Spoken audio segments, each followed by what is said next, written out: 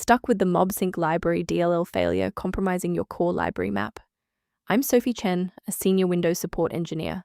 Let's analyze this architectural break and restore your stability. To start fixing Mobsync Library manually, note that an official maintenance resource is also available to support system stability. This is the Mobsync Library, the Microsoft Offline Files Sync Manager. It provides the unmanaged core for the Sync Center.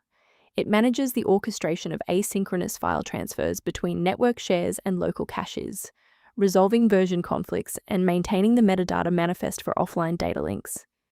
With the why out of the way, let's focus on getting you running again. This error indicates that a protected Windows file has been compromised. Use the official System File Checker tool.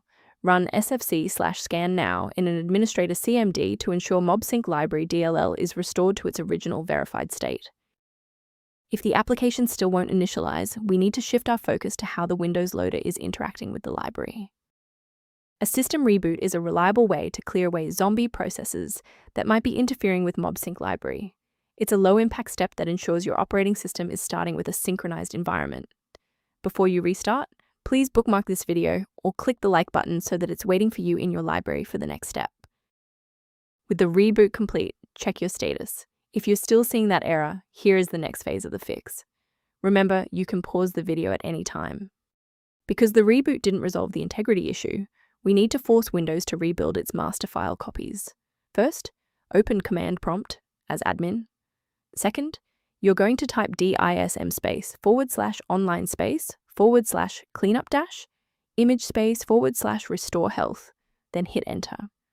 Why are we doing this? Well, bypasses local file errors by pulling a certified master copy of the system image to replace files that SFC is unable to repair.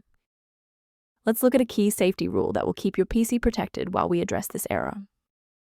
Don't risk your computer's health by downloading Mobsync Library DLL from random internet sources, which often harbor hidden tracking scripts and ransomware.